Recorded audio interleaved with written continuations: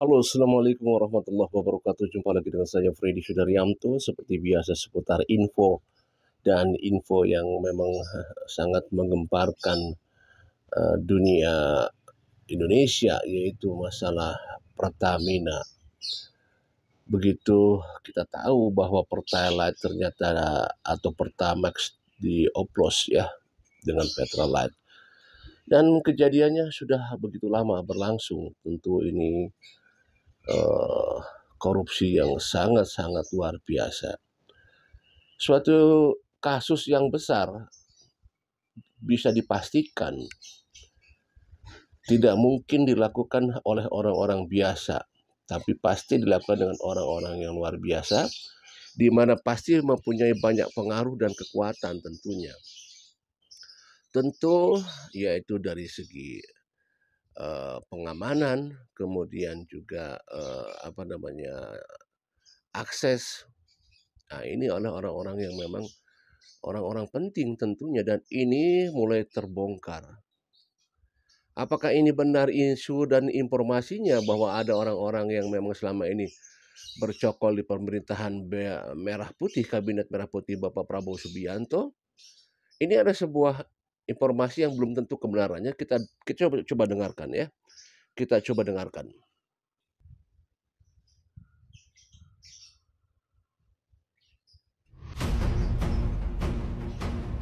Pernah berpikir mengapa para tersangka berani melakukan operasi gila seperti ini?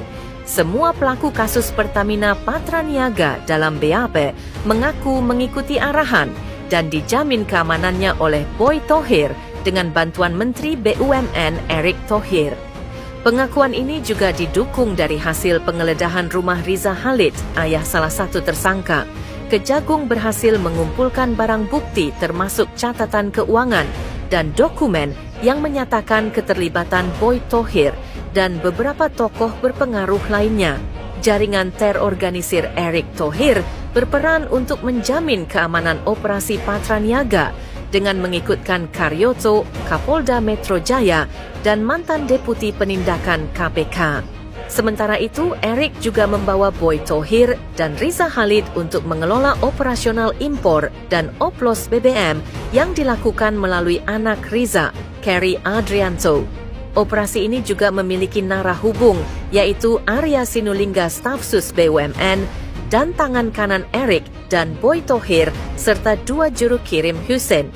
Uang hasil tipu daya berdasarkan bukti catatan dan dokumen hasil penggeledahan rumah Riza Khalid. Erick dan Boy Thohir mendapatkan uang koordinasi sebesar 50 miliar per orang setiap bulan yang dikirimkan oleh Hussein kepada Arya Sinulinga sebagai penerima. Catatan dan dokumen tersebut juga berisikan pengiriman uang pengamanan dan koordinasi berbentuk sumbangan sebesar 25 miliar setiap bulan. Uang ini dikirimkan oleh Fahd Al-Rafiq kepada Karyoto, Kapolda Metro Jaya. Gesekan antar institusi semakin kuat setelah Kejagung menggeledah rumah Riza Khalid.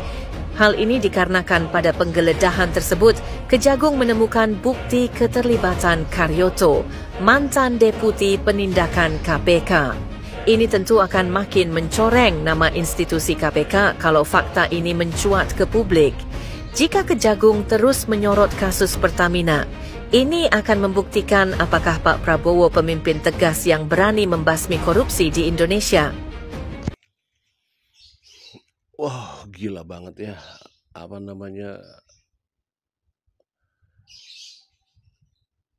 Padahal kalau kita tahu gaji daripada Dirut Pertamina itu cukup besar. Tapi mereka sanggup melakukan itu tanpa, gila, ini triliunan. Dan tadi saya sampaikan bahwa seorang Dirut tidak mungkin dia bisa bekerja sendiri. Ada kekuatan besar di balik itu semua yang membackingi. Tentulah tidak mungkin. Ini kan kasus besar. Inilah kita tunggu keberanian daripada Bapak Prabowo Subianto. Dan ini harus disuarakan. Ini betul-betul harus disuarakan oleh kita semua masyarakat Indonesia agar betul-betul Bapak Prabowo akan betul-betul menindak tegas siapa di balik ini semua, termasuk juga orang-orang yang ada di pemerintahannya sekarang bercokol.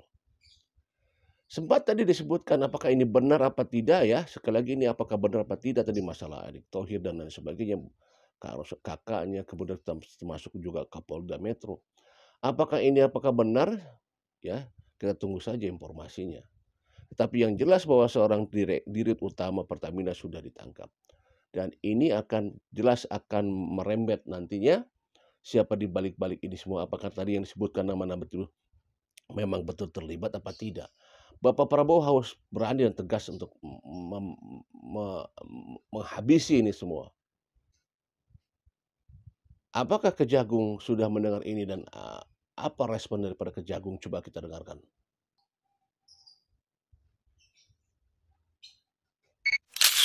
Kejutan bukan anggaran yang cair, tapi dirjen anggaran yang ditangkap. Biasanya sibuk hitung uang negara, sekarang hitung hari menuju sidang. Dulu pegang kebijakan, sekarang pegang berkas perkara. Dari rapat dengan pejabat, pindah rapat sama pengacara. Kejagung kasih pesan jelas. Ini bukan wacana, ini aksi nyata. Mau jabatan tinggi atau rendah, kalau nyolong ya tetap dikejar.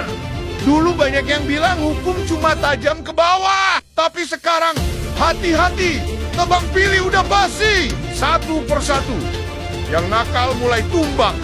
Kejagung makin gaspol yang gede pun bisa kena. Buat yang masih merasa aman, mending mulai was-was. Kalau kemarin dirjen anggaran, besok siapa lagi? Tenang, Kejagung pasti kasih kejutan berikutnya. Jangan lupa pantau. Ini bukan sinetron, ini fakta nyata. Menyala Kejagung tajam ke atas. Tidak ada lagi sekarang tumpul ke atas, yaitu tajam ke atas. Habisi. Mudah-mudahan sekali lagi Bapak Prabowo akan menghabisi semua orang-orang yang memang mengotori bangsa ini. Kalau dulu tidak bisa tersentuh, sekarang era kepemimpinan Prabowo akan dihabisi. Ayo Bapak Prabowo jangan takut, sekalipun itu teman Bapak, sekalipun itu teman dekat Bapak, sekalipun itu kolega partai, sekalipun itu yang selama ini berbarengan di kabinet, habisi saja kalau memang sudah memakan uang rakyat begitu banyak. Mereka tidak takut kan, seolah-olah mereka tidak takut. Ya sudah, habisi saja. Mudah-mudahan ya dengan Dirjen Anggaran tertangkap ini juga Bapak Kejagung dengan semangatnya terus membara ya, mudah-mudahan tidak berhenti terus. Kita support terus rakyat Indonesia. Ayo kita suarakan terus rakyat Indonesia agar senantiasa Bapak Prabowo diberikan keberanian untuk ini. Coba kita dengarkan lanjutannya. Mulai terbongkar mafia elit di balik skandal BBM oplosan. Bukti yang ditemukan Kejagung di rumah Risa Calit nunjukin aliran duit yang udah diatur rapi banget sebesar 50 miliar ke Erick Thohir dan kakaknya yaitu Mbah Thohir. Mereka dapat 50 miliar sebagai uang koordinasi yang dikirim lewat Hussein ke Arya Sinulinga, staf sus BUMN yang juga tangan kanan Erick. Dan gak berhenti di situ, Kapolda Metro Jaya, Karyoto, juga kebagian jatah 25 miliar per bulan lewat Fadar Rafiq. Jelas, uang ini buat mengamankan operasi haram dan nutup rapat-rapat penyelidikan. Bahkan, mantan Deputi Penindakan KPK pun ikut main buat jaga skandal ini biar gak bocor. Nah, yang lucu dari kasus ini, awalnya Kejagung bilang di berita, ini BBM oplosan. Pas netizen mulai ngamuk, mendadak diubah jadi BBM blending. Serius nih? Ada yang panik di belakang layar? Atau ada gesekan antara Kejagung dan KPK saling ancam buku dosa masing-masing institusi dan ngelindungin Thohir bersaudara ini? Gila sih kalau masih dibelah dan ditutupin. Korupsi hampir 1.000 triliun. Ini bikin semua mata tertuju ke Presiden Prabowo. Apakah makan Asia berani berantas tegas korupsi tanpa pandang bulu seperti janjinya saat kampanye? Atau kita harus lihat negara kita dipimpin oleh boneka politik? Terlepas apakah benar apa tidaknya, terlepas dari benar apa tidaknya, ini sempat disinggung nama Erick Thohir dan kakaknya, juga Kapolda Metro Jaya. Sekali lagi, ini kita tidak tahu, belum tahu ya, karena masing-masing ada gesekan dan tarikan. Sekarang tergantung Bapak Prabowo, karena ini angkanya udah angka triliunan. Tentu kita betul-betul sekali lagi mendoakan agar Bapak Prabowo bisa bertindak adil, tegas, dan bukan hanya bicara saja. Kita support terus Bapak Prabowo.